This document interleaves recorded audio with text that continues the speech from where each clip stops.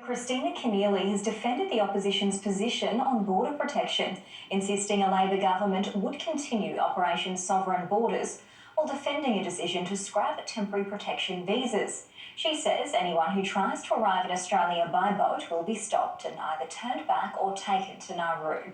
But a Labor government would stop the limbo for refugees who have been living in Australia for more than a decade. Temporary protection visas are only for a cohort of people who were recognised as refugees by the Liberal government, who've been in Australia for more than 10 years. They work here, they pay taxes, they run businesses, they're part of the Australian community, and yet every 3 or 5 years, the government demands that they go through a bureaucratic process to prove that they are still in need of protection. Our policy is to end TPVs because it is a costly, unnecessary bureaucratic process. Pauline Hanson will support the Labor Party, imploring One Nation supporters to preference Labor above Liberal Party candidates at the election. The comments are in response to the federal government recommending voters preference the Jackie Lambie network ahead of One Nation in Tasmania's Senate race.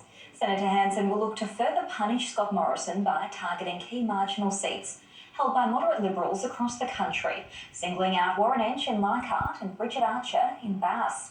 She stressed One Nation would still support Liberal Conservatives and the Nationals branch of the coalition over Labor Party candidates. One Nation polled at 3% in the latest news poll. I'll let Pauline run her own race and I'll let people decide on voting day who they want to vote for. But like I said, I'm concentrated on Tasmania. We don't like main leaders coming down here and telling us where we're going to vote or what we're going to do. So once again, I'm worried about what's going on in Tasmania.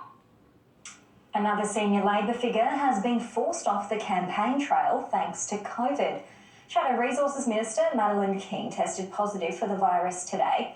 As the party's most senior federal figure in Western Australia, Ms King was due to speak at this Sunday's ALP launch in Perth. Instead, she'll be in isolation. The Labor leader Anthony Albanese will return to the campaign trail tomorrow after he contracted COVID last week. The WA Premier Mark McGowan has also had COVID this week, but he'll be out of isolation today, ready to attend Sunday's launch alongside Mr Albanese. British steel magnate Sanjeev Gupta's company says his Australian operations are not embroiled in the ramp-up of a major crime investigation into the company's European businesses. The UK's Serious Fraud Office is investigating alleged money laundering within the billionaire's company, which has been dogged by financial scandals over the past year.